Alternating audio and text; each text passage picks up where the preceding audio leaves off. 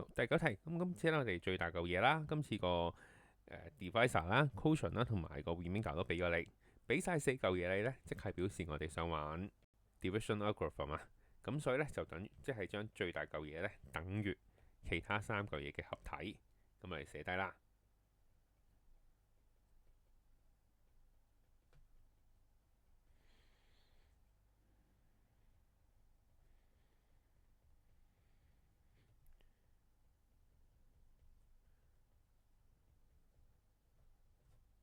咁然之後咧，同樣地啊，你可以選擇咧爆開晒右邊嘅。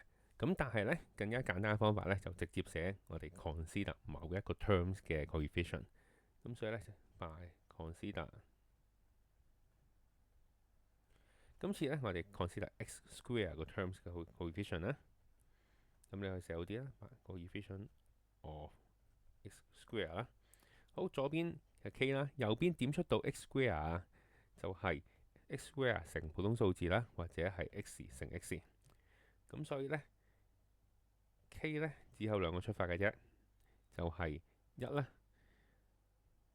加翻呢-3乘3，咁 k 呢就會係-8啦。同樣地，咁我今次呢，我哋要計個 p 出嚟，咁樣 by considering the coefficient of x 啦。咁左邊咧得個 p 嘅啫，右邊要乘到單 x 出嚟嘅。咁一係 x 乘數字啦，一係咧就數字乘 x 啦，一係就後面呢個單丁嘢。咁所以咧 p 咧就等於-3乘1啦，加翻-4乘3啦，再加翻最尾嗰個6。咁所以 p 咧就等於-9啦。